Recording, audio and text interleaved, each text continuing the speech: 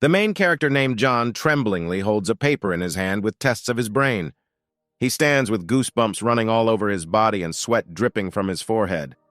The doctor, sitting on a chair, tells him that it is better to try to be cured than to do nothing, but it is clear that these words do not give John faith. He, being in complete shock, loses the paper with the tests from his hands.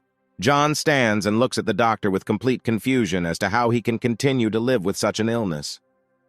Our main character is sitting in the park near the hospital and talking to his mother. She asks him how the examination went and if there was anything serious there.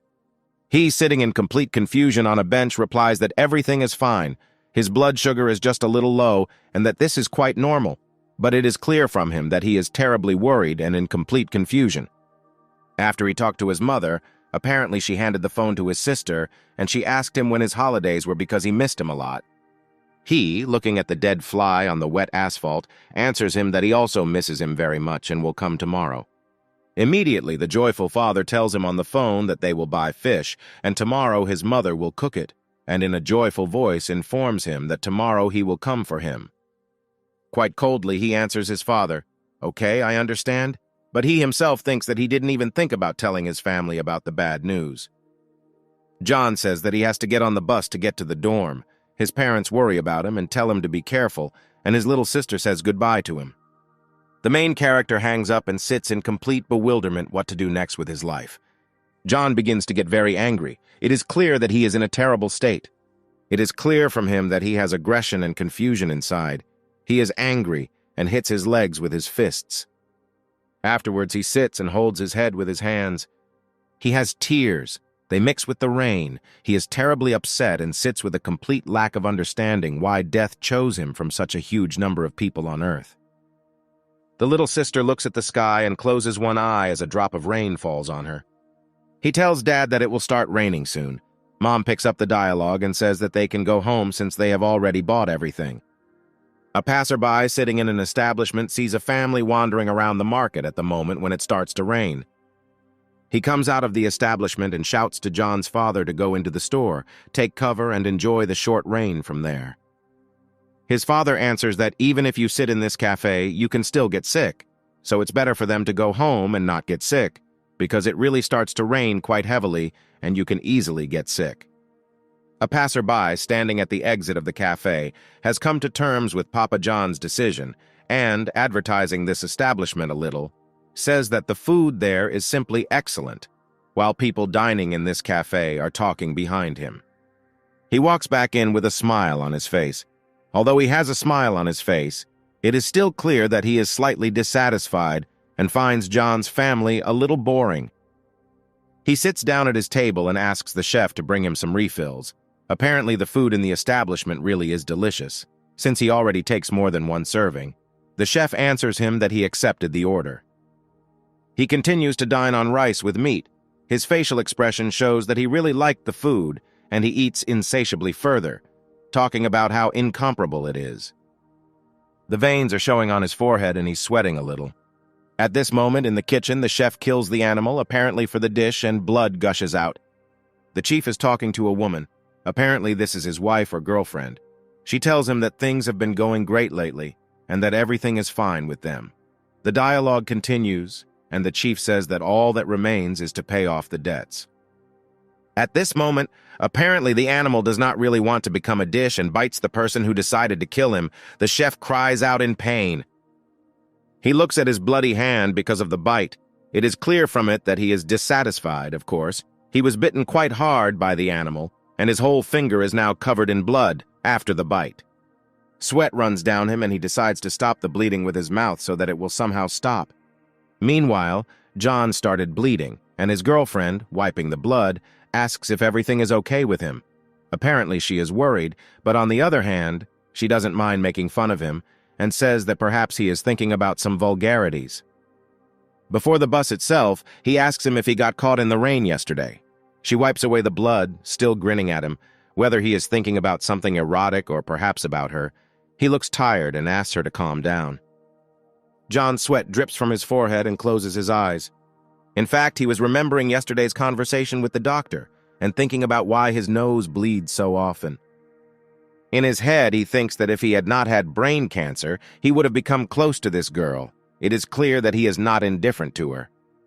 They get on the bus and the guys come behind him, bully him, and one of the main ones stands right behind him. The impudent man takes John by the shoulder and jerks him to the side with a sharp push. Our main character falls to the floor and, unhappy with this situation, says that it is a dog club that humiliates him at the end of each semester. The protagonist's girlfriend rushes at Tim, who acted very rudely to John, but Tim tells her that he doesn't like the way she acts and why she protects him at all. Tim's sixes begin to shout in a joyful voice that she should continue to protect her husband. From the girl's side, it looked terrible. She very impudently answers him that it is better to be his wife than him, and bats away the hand with which Tim wanted to touch her. Tim's sixes indicate that she stands up for this little sucker every time, and Tim asks not to interfere because it's none of her business in his opinion. The boys also pester him with the fact that he is not worthy to be called a man, but it is not John's fault that he was born with poor health and body. John restrains his aggression and clenches his fists tightly, beads of sweat already appearing on them. It is clear that this company mocks him year after year, insults him and humiliates him, but he cannot fight back. Tim, with a cool appearance, walks past John sitting on the floor, and John thinks to himself at this moment how tired of Tim he is and how annoying he is. John apparently pulled himself together. He was tired of enduring this and he wanted to stop all this bullying. John looks at Tim with a very angry look and can no longer hold back, thinking that he doesn't have much time left. He roughly grabs him by the cheekbones. John is completely bewildered. Tim menacingly brings it towards him. John can no longer contain his aggression and snaps at Tim with angry eyes. Tim's look shows that he is very dissatisfied with John's actions and wants to do something unpleasant. He takes it and throws the main character onto the floor with all his might, so much so that John falls head on the floor and the phone flies out of his pocket. A phone falling out of a pocket shatters into pieces. We are shown the hospital, the city in which the main characters live. The news reports that people went completely crazy after eating game at a restaurant in the market. Clearly something is wrong with this restaurant. The father is worried about his son. He doesn't understand why he doesn't answer his calls, but at this moment the mother wants the father to stop calling and just send an SMS because the son is just going home. The father is perplexed and does not understand why the third brother suddenly became so aggressive. Loud screams can be heard, and yet he recently dined in that very restaurant. The doctors are trying to calm him down, but it's clear that this is not working well. The man is incredibly aggressive. Veins have popped out on his forehead and he is behaving very strangely. The father is worried about his brother and says that the only thing they can do is stay there. The mother decided to ask what made him sick. The doctor is at a loss and does not know what exactly to answer, because in a few days he saw a lot of people with similar diseases. The father stands in complete shock and absolutely does not understand what is happening. We are shown someplace with a name. Some sounds can be heard there. Now everything is becoming clear. City residents are breaking into this establishment and waiting for an explanation from the chief why, after their relatives ate there, they went to the hospital with an unknown disease. One of the people is angry and begins to break down this door with something heavy, shouting in anger that he should open it. The crowd screams in anger and breaks into the establishment. After they broke down the door, they saw blood and flies all over the establishment. Something incomprehensible happened inside. The tables were overturned. There was a complete mess inside. Everything was broken. There was blood everywhere. They decided to go inside, and there a terrible stench awaited them. People were completely confused as to what could smell like that. They all looked together at the door inside the cafe. Sounds are coming from there, as if someone is eating. Absolutely all people have an absolute misunderstanding. One person from the crowd finally overcame his fear and decided to go in and check what was happening there, because everyone was interested. Literally a second later, he screams in horror. We are shown a terrifying picture where someone is devouring a person with terrifying sounds. There is blood all around, and there is a terrible smell of rotten meat. A dead man is lying. He apparently died a long time ago due to his condition. Flies are flying around and they are mercilessly devouring him. We are transferred to the bus in which the main character John is traveling, and from there we can hear screams that Tim would beat John harder and get rid of him already. With all his might, he hits John in the face with his fist. From this blow, the main character's nose bleeds. Tim takes him by the shirt, and with a terrifying look tells him that how dare he bother him. John lies in very bad condition and can no longer do anything. John's friend Casey decided to intervene and began to get into the dialogue. Because she doesn't like everything that is happening now, she shouts at them to leave. But they answer that this is a man's showdown, and the boss is just teaching him a lesson. Her eyes are filled with anger.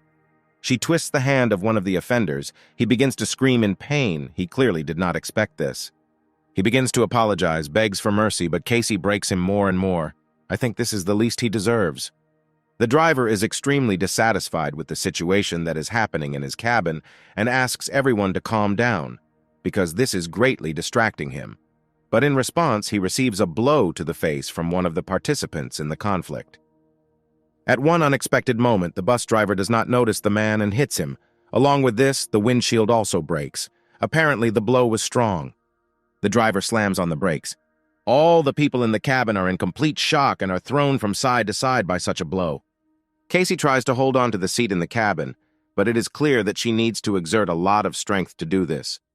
After stopping, the driver immediately jumps out of the car and goes to see what is there in the end. Blood on the front of the car and a broken windshield. That's all that is visible. One of Tim's six screams out the window at the driver with complete dissatisfaction, and the driver is still standing in shock near the bus and absolutely does not understand how this could happen.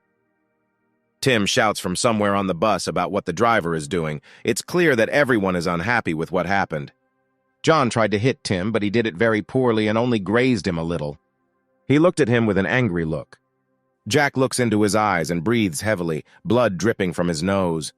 Tim laughed and looked into the eyes of the main character with a nervous grin, urging him to look at this dog who was still fighting.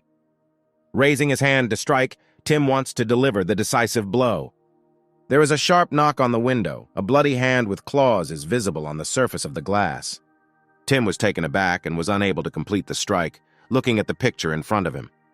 Noticing the people inside, the zombie began to scream more actively.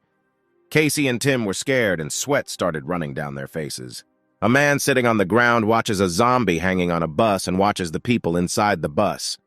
The zombie noticed the victim near the bus and turned his attention to more accessible prey. Jumping off the bus, the zombie attacked the man and knocked him to the ground, sank his sharp teeth into the man's shoulder and began to eat him. The people on the bus were horrified by what they saw and, jumping out of their seats, shouted zombies who began to run away, while others stood rooted to the spot and simply looked at what was happening. Tim reacted quickly and jumped out of his seat and ran to the driver's seat. Once behind the wheel, Tim turned the ignition key.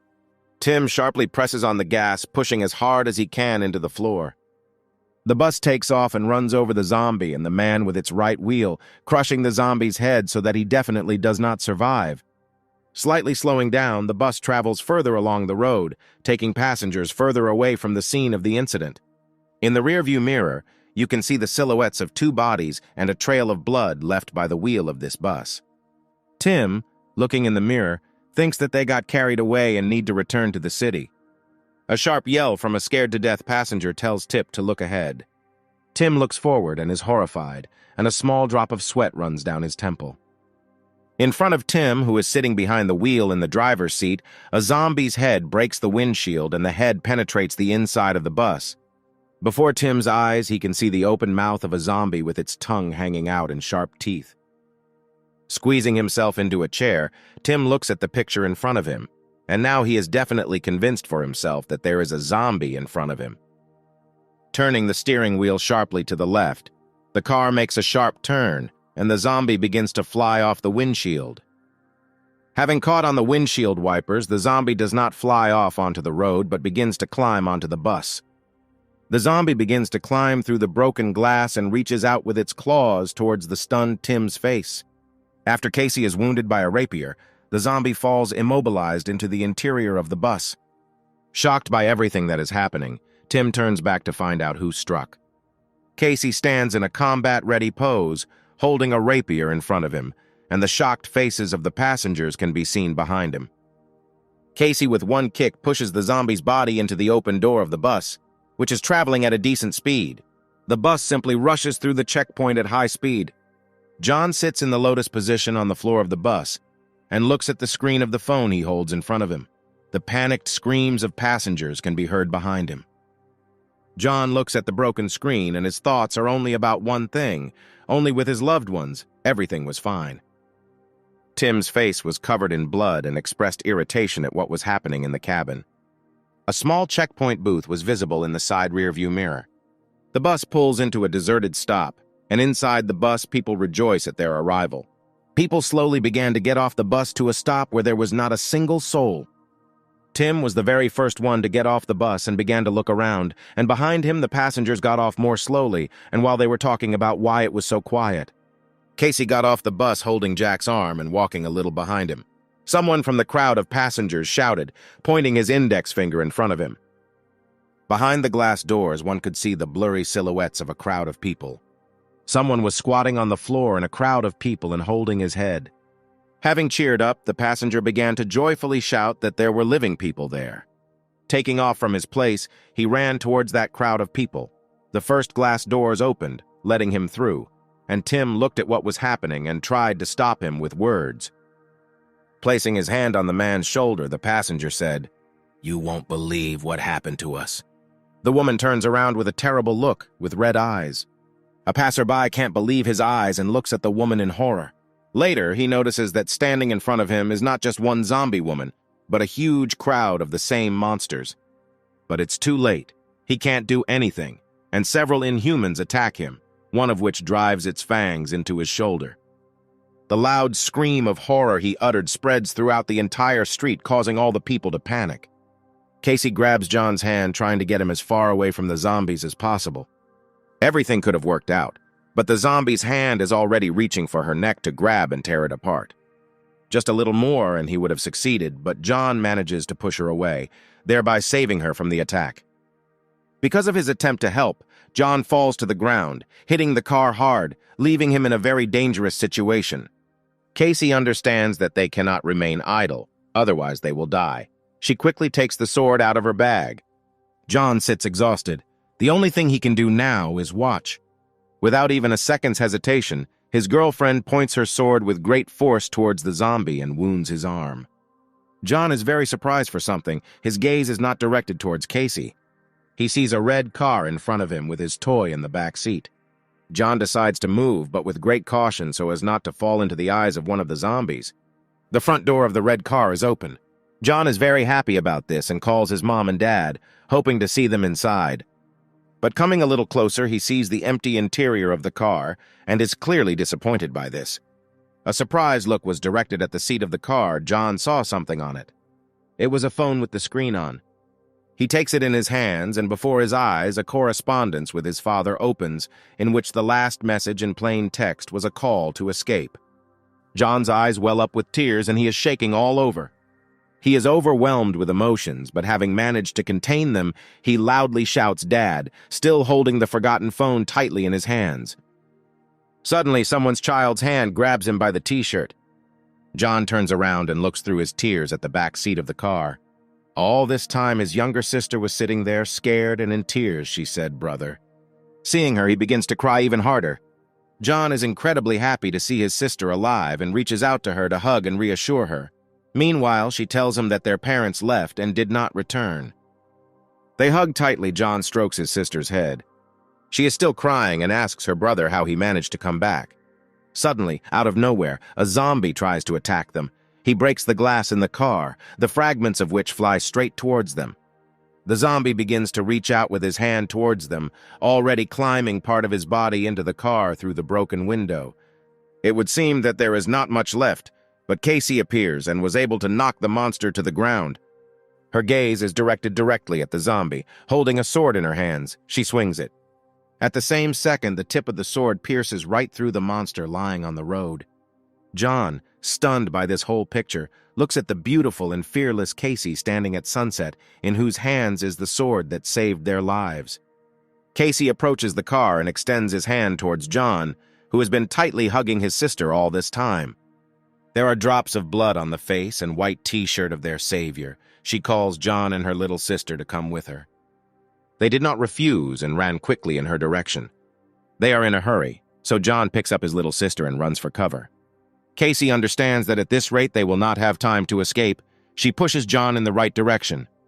With difficulty, they all manage to crawl into the closing garage. At that very second, the garage closes with a roar, creating a safe place where they can hide from the zombies. John looks towards the door with a very tired look. He exhales with a certain feeling of relief.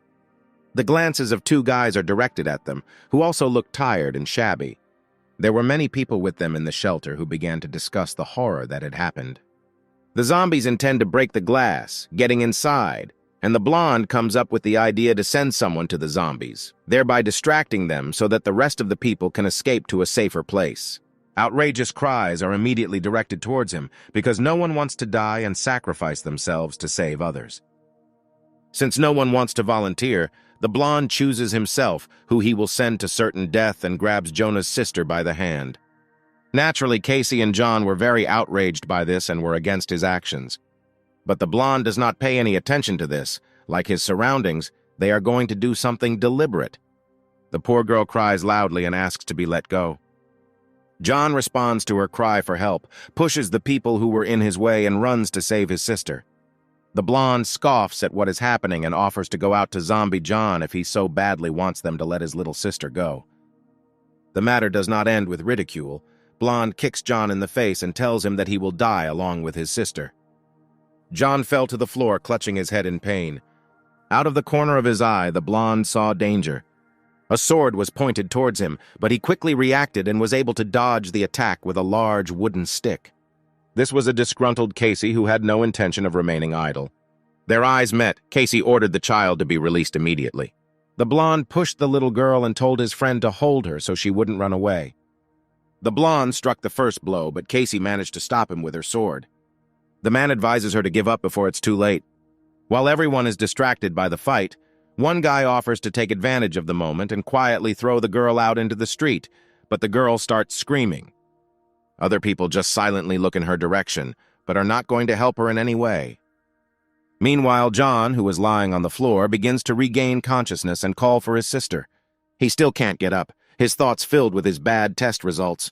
John sees pleasant and warm memories where their family is all together. They clearly look happy.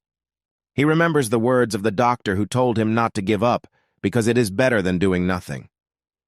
John is very worried. Questions arise in his head that make him cry.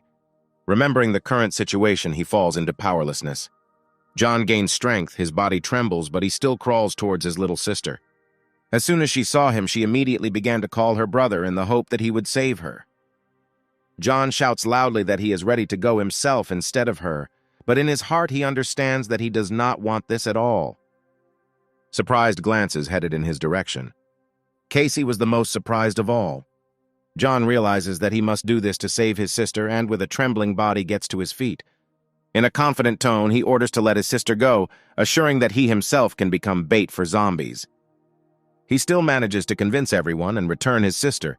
He takes her in his arms. John reassures his little sister, promising that everything will be fine and she has nothing to worry about. He tells her that he will find Mom and Dad and will definitely return. But the girl doesn't want him to leave her. John pushes his sister away and tells Casey to take good care of her. Casey disagrees with John's decision to become bait and tries to persuade him, but John silences her by touching his index finger to her lips. He brings his finger to his lips, thereby telling him not to say another word, because it will no longer be possible to convince him. Finally, John hugs Casey and his sister and says that he loves them. Casey looks at him with worried eyes. John grabs his little sister's hand and tells her to always obey Casey from now on. He turns away from them and slowly walks towards the exit. His little sister cries after him.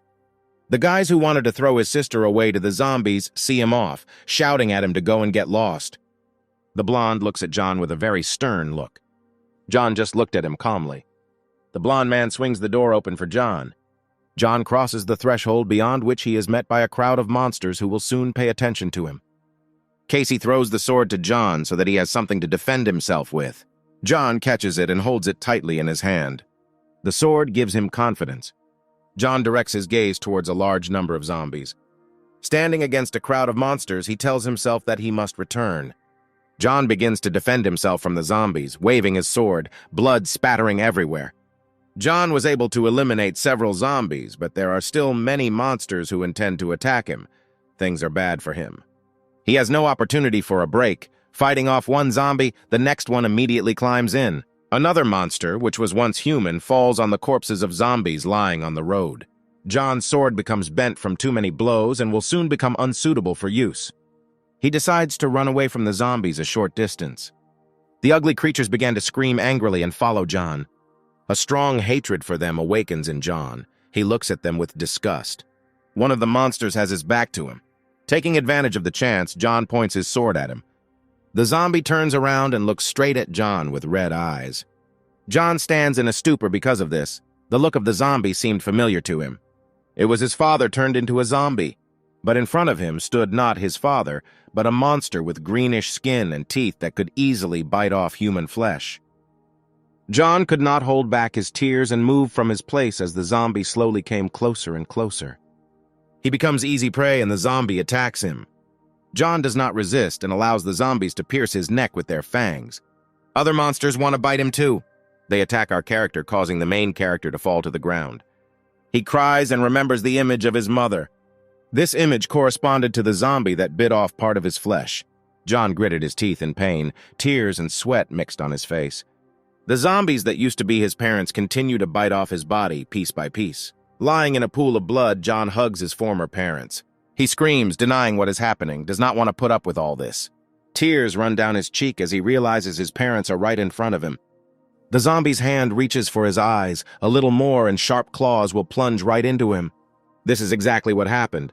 John lies powerless in his own pool of blood. All the people in the shelter are watching what is happening. Casey tries to close the little girl's eyes, but it is very difficult for her to contain her emotions. John's strength is leaving him. He can no longer hold the sword in his hands. It just lies next to his hand.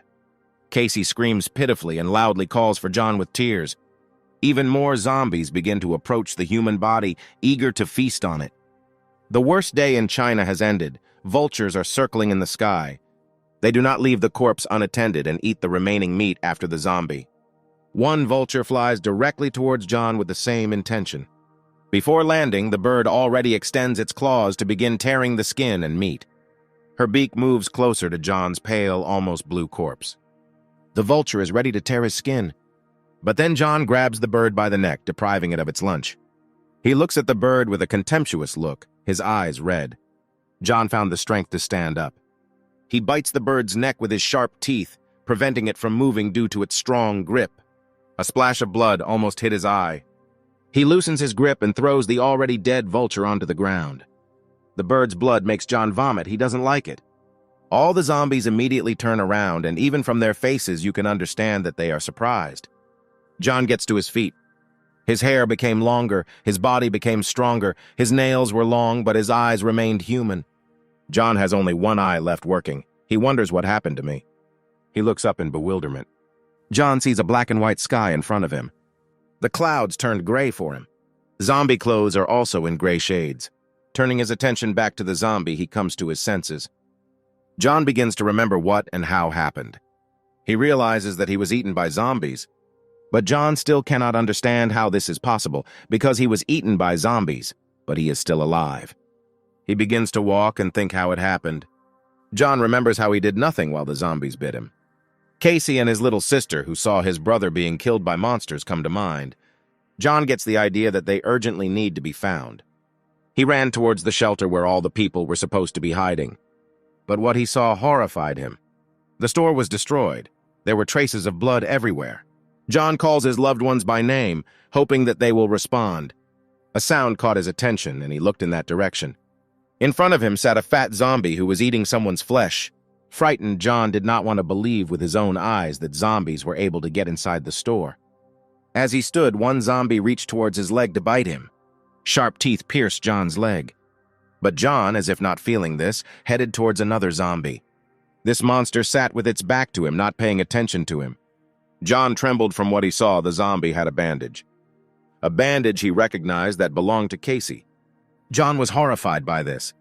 But his horror turned to anger and rage, so he attacked the zombies. The other monster that bit his legs had his teeth broken due to a wound that healed very quickly. John yells at the zombie that ate Casey. John wishes that it would be better if the Caseys ate him together. He calls his little sister. He is filled with anger. With his bare hands, John tears the zombie's skin from which a fountain of blood gushes out. His furious gaze is directed directly at the monster. John swings to hit the zombie. With his blow, he breaks all his teeth and puts his hand into the zombie's mouth.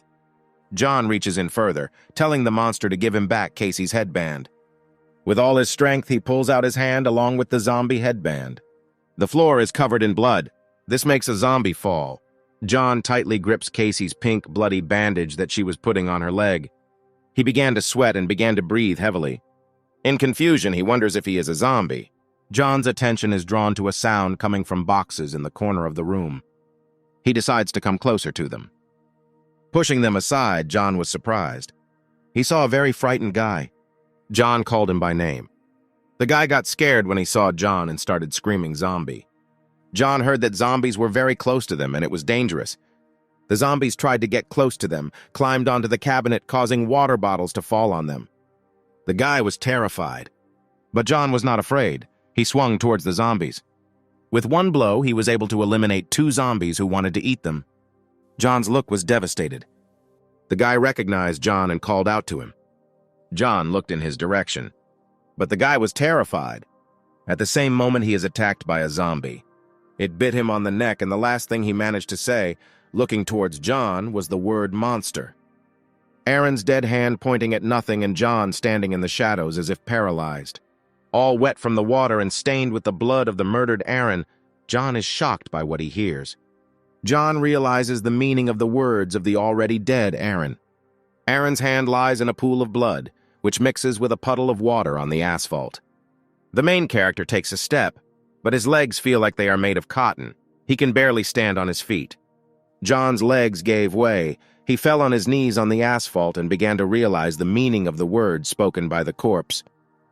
John peers at his reflection, which he sees in a pool of water with blood, and realizes that he has just been called a monster.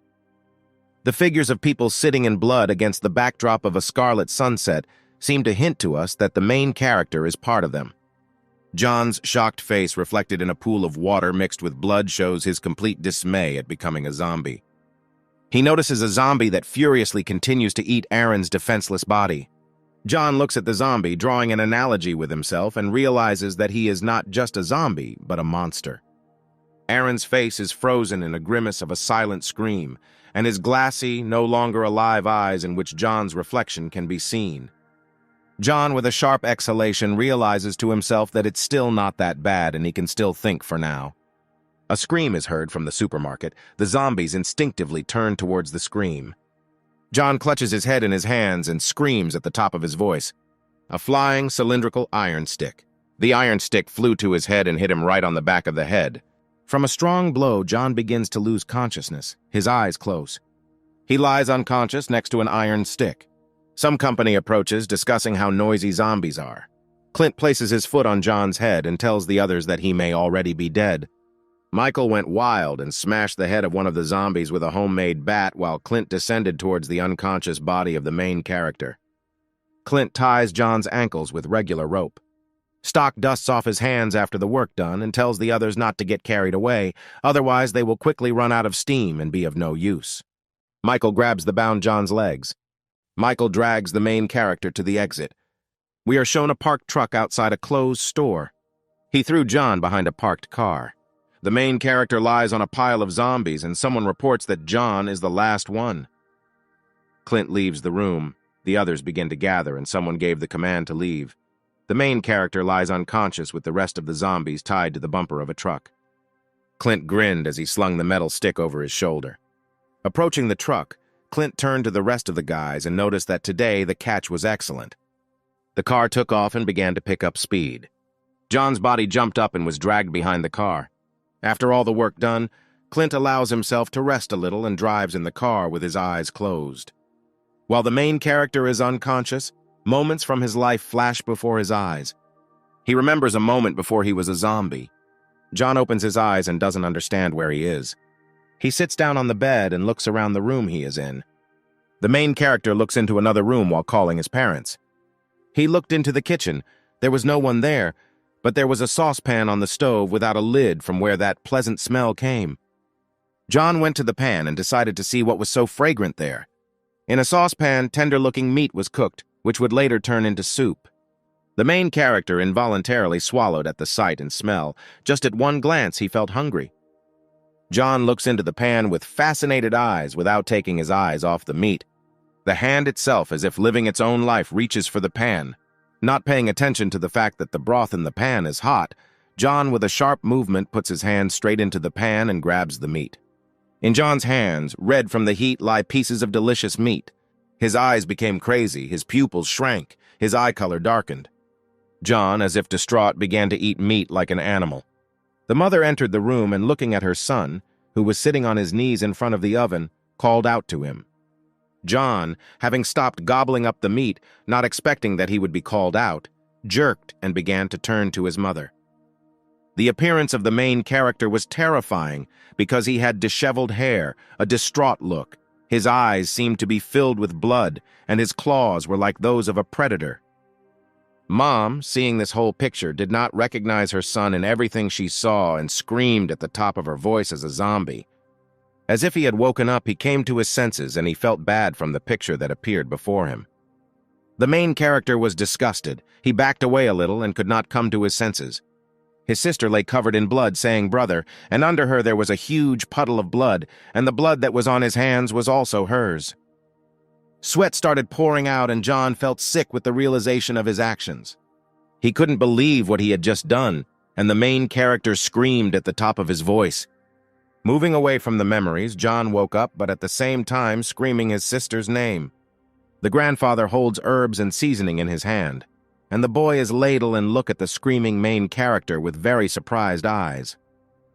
John is all wet and doesn't understand what's happening. The atmosphere around him is like in some kind of bathhouse.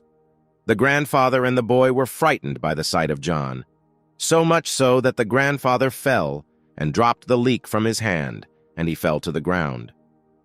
The main character, standing naked under the screams of his grandfather, looks around, as if assessing the situation, but it never dawned on him what kind of place this was. Looking down, he is surprised at what is happening. John is standing in a bathtub filled with water, and there is a whole fire under the bathtub. They wanted to make soup out of it, and all sorts of spices, leeks, onions, carrots floated in the water. John looked at his hand and noted that there was a lot of onions. Hearing a loud roar, John raised his head in fear. The zombies were hanging tied to the beams, although they had homemade gags, but this did not stop them from growling. When he sees the picture, the main character's mouth involuntarily opens, and he simply does not understand what is happening here. Some kind of abandoned building, it is clear that no one has been here for a long time. Someone threw an inhaler after calling out to make sure he was caught. Even without looking in the direction of the flying inhaler, Clint easily caught it right in front of his face. Clint stands with an inhaler in his hands, and behind him the riotous guys are shouting, saying that they used to give out 5 pieces, but now there is only 1. Fred stands. Clint has his hands pressed and looks down at the others, as if putting himself above them, and Leo, adjusting his glasses, tells the crowd that the rules have changed. After these words, Fred showed his malicious smile as if mocking. Clint and Michael are surrounded by Fred's guys, but Clint stands calmly. But Michael is already on edge, and suddenly Fred demands as many as 20 zombies from them, and Michael thinks this is a vile act. Standing on the right side of Fred, Leo begins to look at them from under his glasses, showing his bright, wheat-colored eyes, and explains that medicine is currently the most scarce resource, and if he does not save, then even he will not get anything. Clint was already a little tired of this topic. Standing and twirling his snow-white hair on his index finger, he smiled and asked them to stop lying. Fred looks annoyed at this picture, and Clint, still with a slight smile on his face, closing his eyes, stands winding a curl of hair around his finger, and Fred asked him back in bewilderment. Fred stood in a closed position while Clint, placing his iron pipe on his shoulder, told them that he heard everything. Clint's face changed dramatically. It became angry and had an ominous aura, and he said, "I know you want to deceive us." This phrase brought Fred to his boiling point. Almost bursting into a scream, he said that how dare he. Clint, saying that he was already pissing him off, took off and hit Fred with his pipe. Fred's people did not expect such a turn of events. No one had dared to attack their boss before. Fred's people got scared after Clint's words, and one of them shouted that they should not come closer, otherwise they would be killed. Fred's entire team came to their senses and decided to call out to him, but no one could move. Everyone seemed to be standing around him, and Fred, as if bending over a little, held his head with his hand where the blow was struck, closer to the temple. Fred's rage soared to the skies, and his eyes became bloodshot, and a pathetic puppy sounded through his clenched teeth. In a rage, Fred raised his hand to strike. His eyes turned white, and preparing to strike, he shouted towards Clint, "Die!" Fred's fist flew past an unfazed Clint, who made the dodge without any problem. Clint's hand suddenly grabbed and squeezed Fred's shoulder. Clint pushed Fred effortlessly, sending him face first onto the floor. Clint, his hair in shadow but one glowing red eye visible, swung his iron pipe at Fred, who was on all fours in front of him. Dark figures of Clint, who finished hitting Fred's head with an iron pipe against a red background. Fred and Leo's men look on in shock as Fred falls unconscious after being hit by Clint with a metal pipe dripping blood. Out of breath, Clint exhales, taking the medicine, and then says that he is very sorry that he has asthma. Having taken the medicine, Clint puts the pipe on his shoulder and notes, exhaling, that sometimes it even annoys him. Gasoline was poured on Fred's evil people, and they were perplexed. Clint, wiping his pipe on Michael's t-shirt while he is silent, turns towards Fred's people and tells them that now he needs to decide with them. One of Fred's men, after examining himself and sniffing the liquid, suggested that it was gasoline. Clint stands above them looking down, but their eyes are hidden by their hair, asking, "Did you really think you could outplay me?" And on either side of him stand his company with open bottles from which the remaining liquid is dripping. A matchbox and a match appear in Clint's hands. He carefully lights the match. The match lit up in front of Clint's face, who looked quite scary, and he said, "Goodbye, it's time to make a barbecue out of you," to which Fred's people begged for mercy. The figure of a grandfather in a hat who not so long ago tried to cook John appears in the sharply opened door, and he calls the boss. Fred's men sit motionless in fear while Clint, with a match in his hand, turns with a silent question towards his grandfather. The grandfather's head is grabbed by a zombie's hand and dragged away before he could just say that there are zombies there. It was clear from Clint's eyes that he was surprised while someone sighed in the background. A bare-chested John appeared instead of his grandfather and asked all the people in the room about who was in charge here. Clint stood in a tense position, as if ready for anything, and looking at John, who was coming closer, he thought to himself that he was that same zombie. Clint's thoughts left him in shock, sweat pouring down his temples. He remembered how he placed his foot on John's head. From unexpected memories, a lit match falls out of Clint's hands. Clint and Jen look in silent fear at the flying match. Someone shouted that there was also gasoline here, and John's gaze was focused on the falling match into a puddle of gasoline. Something rushed past Clint at an imperceptible speed to the eye, ruffling Clint's hair with the wind. Clint froze, looking forward with his hair disheveled. Behind the motionless Clint, who simply could not imagine that what had just happened was simply impossible, stood John after he quickly caught a match flying into gasoline. From John's clasped hand, small coals fall and smoke comes out. John turns and looks at Clint's back and asks the question that he should explain himself. Clint lowered his head slightly, covered his eyes with his bangs, and thought to himself that he was a special zombie. Clint's hand squeezed the metal pipe, and it no longer mattered to him that John, who stood in front of him and looked with a question in his eyes, was special. Clint, rushing from his seat, set himself the goal of knocking the main character off his feet and raised the pipe to blow at John standing in front of him. John easily stopped the metal pipe with his left hand, which was aimed at hitting him in the head. Looking up, John grasped the pipe in his hand without any effort. There was a tense silence between John, who was holding the now broken pipe in his hand, and Clint. The realization of what was happening came to Clint's head, thinking to himself that he was finished. This led him to disappointment. After Clint's pipe fell into disrepair, John threw it straight onto the floor and hit the concrete with a characteristic sound. Clint's company stood behind, and only Michael decided to call him, a little afraid and stuttering. The two glared at each other, Clint opposite John. John stands in front of Clint, who curses, "Damn it." The main character looks forward with a straight face and makes a remark that he asked a question. John is surprised when Clint suddenly falls to the floor. Clint fell to the floor, bowing at the feet of the main character, shouting that he should not kill him. John was surprised by Clint's actions and does not understand what is happening.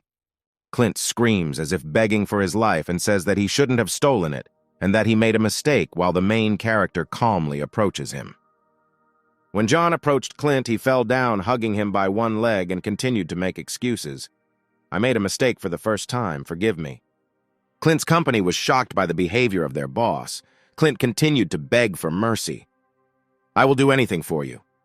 John looks down at everything that is happening, and words flash through his head about what the hell is happening here. John takes Clint by the scruff of the neck like a cat to put him on his feet while agreeing to their pardon. The main character, turning his head towards Clint's company, says that he needs to talk. Fred's people in Gasoline and Leo sit on the sidelines watching everything and shaking with fear. John sits on the floor with his elbow on his leg, and the rest of Clint's company sits in front of him and listens to his story, while Clint sits on boxes to the side. Clint, sitting with his back to the others, greedily drinks water, and John is already finishing his story about how he became such a monster. After the pumped-up story about his life, Clint's company briefly repeated the story, as if clarifying all the details for themselves, but they did not understand how he retained consciousness.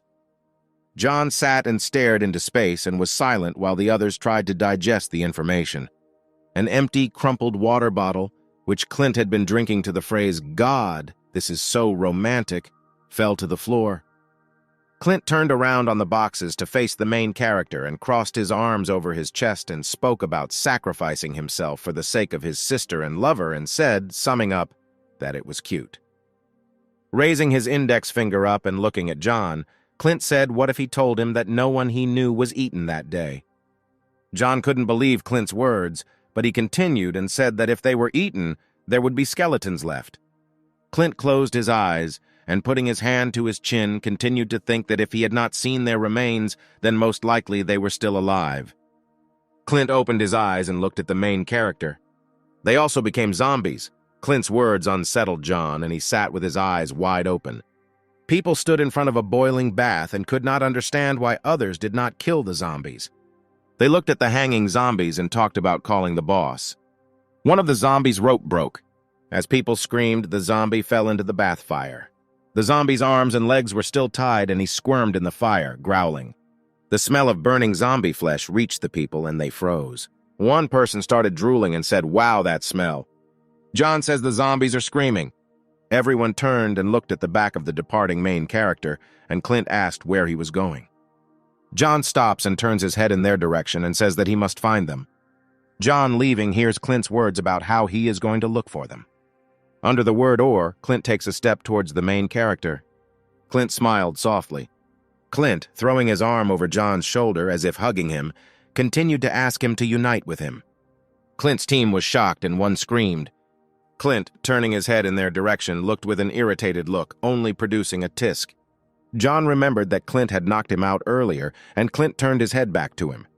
Having brushed off Clint's hand, the main character said that he did not understand why he should catch zombies, and also that he did not trust these people. Leaving, John continues. Since we don't trust each other, there is no need for such proposals. And Clint, looking at his back, noticed that he was refused. Clint lowered his head until the shadow of his bangs fell on his eyes, and he looked at the figure of John, who silently left the room. Clint, who had an ominous aura about him, turned towards the one who interrupted his conversation. Twisting his hair around his finger, Clint angrily asks who allowed him to interfere in the conversation. From the impudence of such an outburst, Clint angrily hit the man who dared to interrupt their conversation. The frightened people, seeing this, tried to defend themselves against this unfortunate newcomer who had been under Fred's command for relatively little time.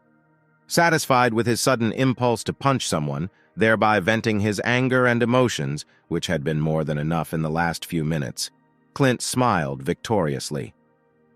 Clint was very pleased with himself, which is why he continued to smile.